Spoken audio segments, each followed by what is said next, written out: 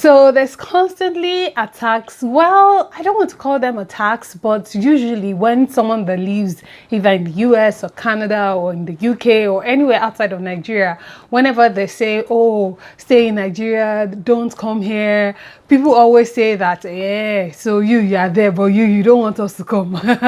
Something like that. So I figured, you know what, as someone who has lived in both the US and is currently in the US and has also lived in Nigeria, I should probably talk about what it's like living in the US versus what it's like living in Nigeria. Shall we? Let me introduce you.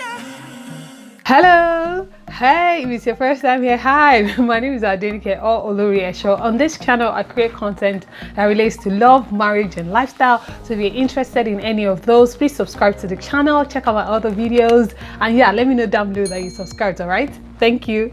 Alright, so I've divided my points into 10 categories, and I'll tell you the differences between both countries as it relates to each point, okay? So let's get started. Let's get it started. So number one, now this one is most probably expected, but let's talk about power. All right. And this one is a no-brainer because when you're living in the US, you don't have to worry about constant power supply.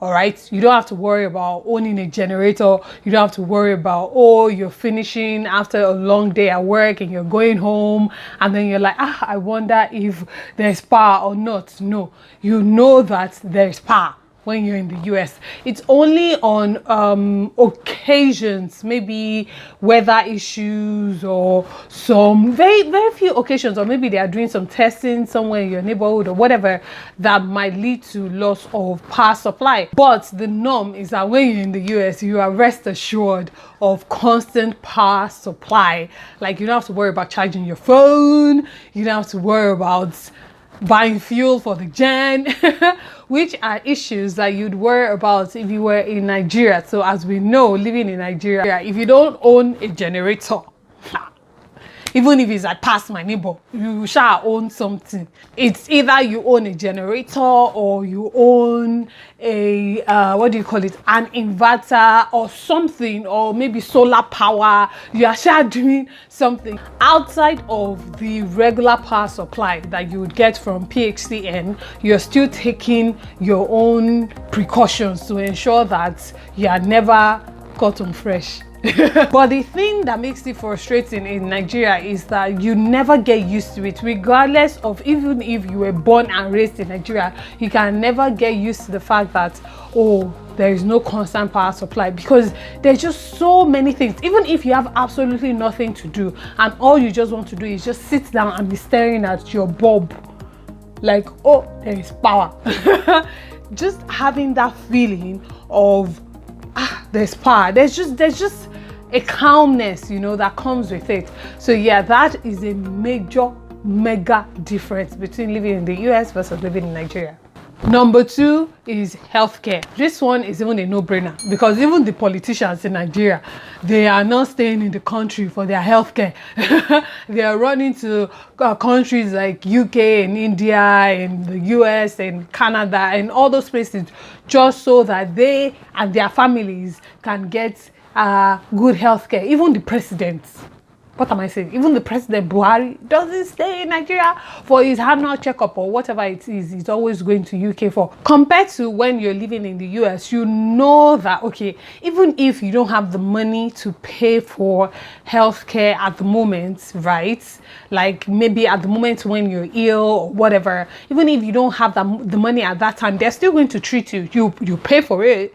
And if you don't have insurance or whatever, you pay out of your nose for it, but they'll still treat you. And you're rest assured that you're getting better treatment, you know, that you would have gotten if you were back in Nigeria. There are so many horrid stories, you know, of people who have lost their lives or lost their family members to the inadequate healthcare in Nigeria. I mean, I know someone, I still think of Eddie till today, and I'm like, Eddie passed away because of appendicitis. Because he had appendix that needed to be removed and they just botched it.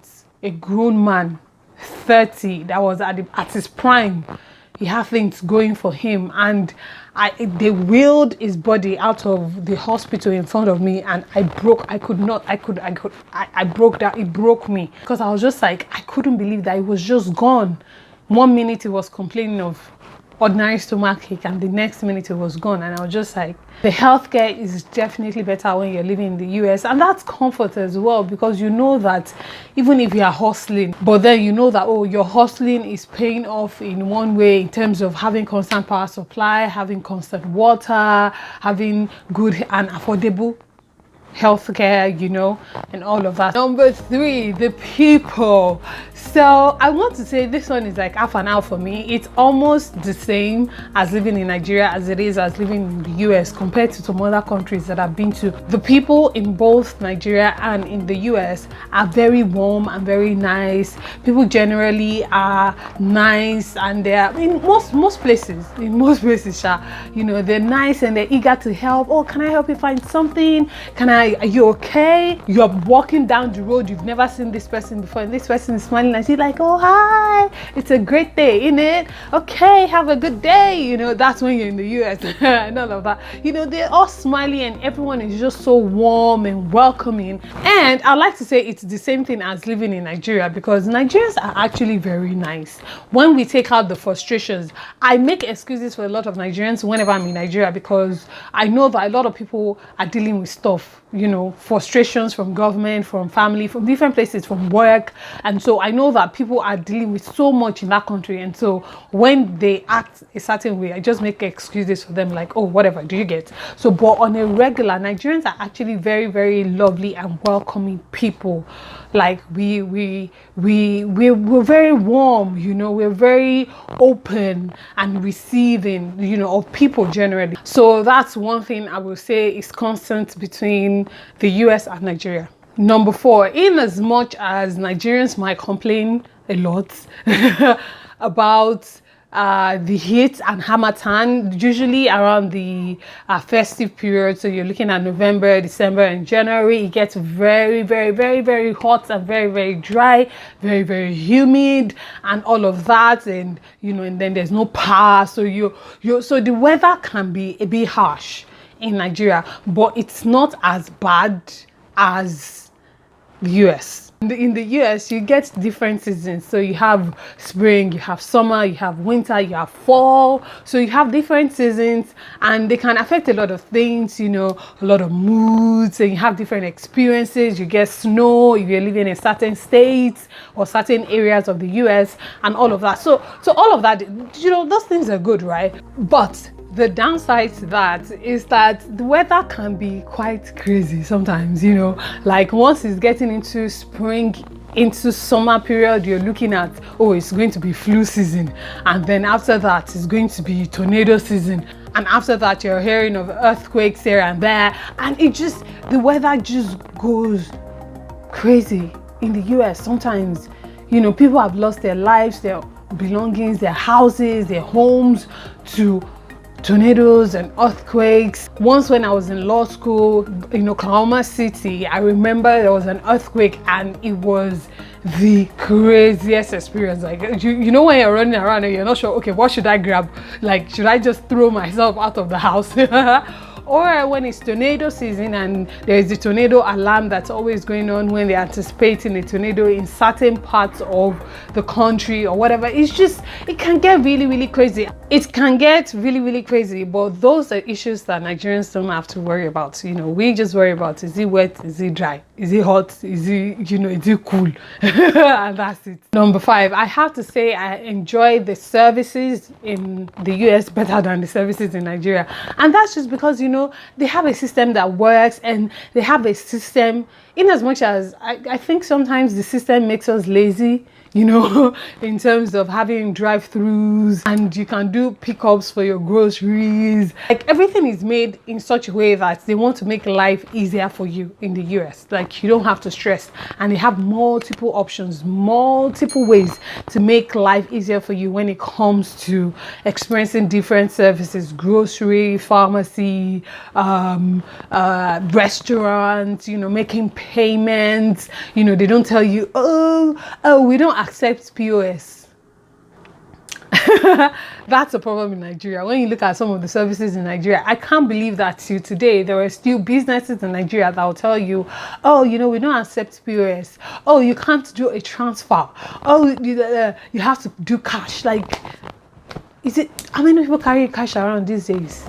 And in as much as I understand, you know, some of the challenges the businesses themselves might be facing, at the long run, it just doesn't encourage shopping. Do you understand? When you know that, oh, I can't even shop because these people are going to tell me, oh, their POS is not working.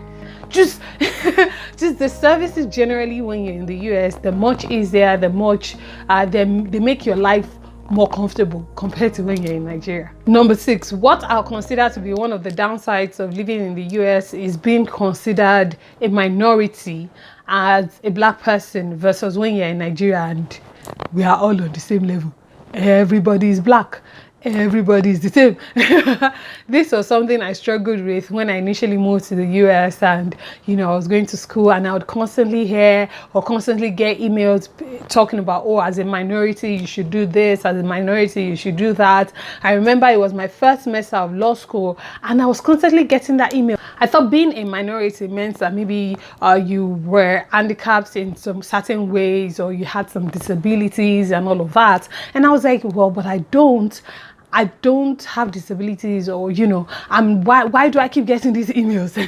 And so I went to the student affairs office and I was like, oh, you know, I think you need to take me off of this email list because I consistently get emails talking about being a minority and all of that, and I ain't a minority. And I remember vividly that the entire room busted into laughter. Like they laughed, not in a demeaning way, but in a, oh my gosh, you're so cute way.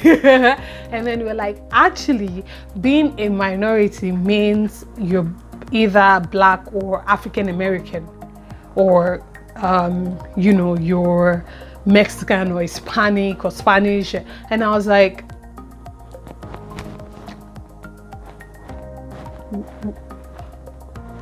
what? I remembered like I was so shocked and dumbfounded. It just did not make any sense to me. And I was like, so who are the majority? And they were like, oh, white people. And I was like, well, that makes absolutely no sense. And they had to explain to me like, oh, blacks and African Americans are considered minorities. And I was just like, where I'm coming from, back in Nigeria, there is no majority or minority. Everybody is the same. Even with the intertribal wars and all of that, nobody is considered majority or minority. I'd never been referred to as a minority in my life, and so that was such a huge shocker and wake-up call for me. So I would say that it's definitely one thing I don't like about being in the US, because you know, you're black, you're African American, and you're not just you, of which that is what you are when you are in Nigeria. Number 7, following closely behind being considered a minority, is the struggle of accents. Okay, when I'm in Nigeria, I speak the way I want to speak. I can even speak Pidgin if I want. I can speak Yoruba and I'm happy, and and everybody is good, and I can go on my merry way. But when you're in the US, the struggle, you know, when you don't speak the American accent, the struggle of having to repeat the same thing over and over and over and over and over again. And they're like, sorry, pardon, I'm sorry, can you take that again? And then I'm like, or maybe you're calling customer service, all right? You're calling 1-800 something. And they're like, oh, what's your name? And you're like, Adenike and the bio. And they're like, could you spell that, please? And then you start going, A as in apple, D as in dog, E as in Elizabeth. That stuff is downright annoying, and I don't blame them. I mean, you know, I really do not blame them. It can just be tiring, you know, or frustrating or annoying. But when you're in Nigeria, you know, Adenike and you Ivolosiwa, Ekiti, my sister. Do you get what I'm saying? And it's the same thing with accents as well. Some of them really, really try, but others just really need you to talk very, very slowly so that they can hear you and understand what you're saying. So yeah, that's one of the struggles of living in the US as well. Number 8, high-speed internet. Oh my gosh. Especially as a content creator, I can tell you that I will not trade it for anything. Like when I was coming to the US for this vacation and this trip and whatever, I was super excited to experience the internet, because I know that I'm not going to struggle with internet when I come. Like I'm going to be uploading whenever I want, whenever I feel like it, midnight, morning, afternoon, at a very, very good speed, depending on how large my files are and whatever. But you know, it's just, data is life. And so living in the US, you don't have to worry about high-speed internet or struggle with, or something isn't loading, except in very, very few occasions, or except on certain days where something might just go wrong with your equipment or whatever. But in Nigeria, like we all know, in Nigeria, you're struggling with internet, you're struggling with data. Your data, you buy 1 gig today, that gig has finished in 30 minutes, and you're like, well, what did I do? What did I do? Even when you're on a monthly plan, you know, like I always am whenever I'm in Nigeria, you're still trying to manage it because you don't want it to finish and then you have to pay more. It's expensive and then it's even slow, and wind must not blow like this, bam, the thing stops working. So definitely the high-speed internet is sweeter in the US. Number 9, in as much as the government is imperfect or the system is imperfect, the system in the US works. Okay, the government in the US works. They've put so many things in place. It's not perfect still, but they put so many things in place to make life easier for the citizens, for even for visitors, you know, for anybody that is within the shores of the states. The system works, the government works, you know, compared to Nigeria. Like, hey, Oyo is your case. So as a Nigerian living in Nigeria, you know that for sure. Oyo is your case because the government is not reliable. The government, I mean, this whole rural thing happened and they were begging, Nigerians were begging the government to shut down the borders. Number 10, shopping. Shopping, yes, it's important. Shopping is sweeter when you're in the US. I just love it. The ability to just walk down the streets into a store and just shop, and you take it home, and 7 days later you're like, you know what, I'm not really feeling this. You take it back, you get your money back, or you get a replacement. The fact that you can just sit in your home and have multiple sites that you can shop from. Very, very sweet, especially for people like me who love online shopping. But when you're in Nigeria, it's a bit cumbersome because they're telling you, we don't accept returns. You are trying to, even before you have left the store. I remember that happened to me at Minister one time in Abuja, and the cashier ran one item twice, and I was looking at the receipt, like I overpaid, you know. So I was looking at the receipt and I was like, so I go to the cashier and I say, look at this, you ran this item twice. And he's like, and I was like, okay, so remove it now. And he's like, oh, we handle returns, we cannot remove it, and you know, or something, you would have to pick another item of that same value. And I was just like, what arrant nonsense. It just did not make any sense to me. So shopping, yeah, for people like me, just having options, more than enough options, I think is very sweet. Number 10, this one is also not perfect, so I would say maybe it's half and half with the US and in Nigeria. The issue of security. I think you have relatively good security in the US. Whenever you're in the US, you know, I mean, to a reasonable extent, you know that, okay, there is the police system, you know, and there's security, and there are systems in place that ensure your safety, you know, versus when you're in Nigeria and, you know, you're fasting and praying every day. You can't even walk down the street without speaking in tongues, you know, and all of that. So that is definitely an issue. Of course, the security system in the US is definitely better than the one in Nigeria. So I guess it's another thing that makes the US sweeter than Nigeria. Okay, let me give you a bonus one real quick, and this one is for foodies like me. Free refills. Yeah. You go to, when you're in Nigeria, you go to places like Chicken Republic and Mr. Biggs, and you're begging them to give you extra ketchup, and they're telling you, oh, we're sorry, Sweet Sensation, all of them, they're telling you, oh, we're sorry, but you have to pay extra for extra sachet of ketchup. That thing blows my mind. Like, it blows my mind every single day, right? Versus when you're in the US and free refills, unlimited ketchup for you. Take as much as you want. You buy one cup and then you just keep going back to refill for free. Like, you can't beat that. What do you guys think of this video? Did you enjoy it? What do you think? For those that live in the US or the UK or wherever you are in the world, what do you think of this point? And those that live in Nigeria, what do you think? Whatever your thoughts are, please leave them down below in the comment section.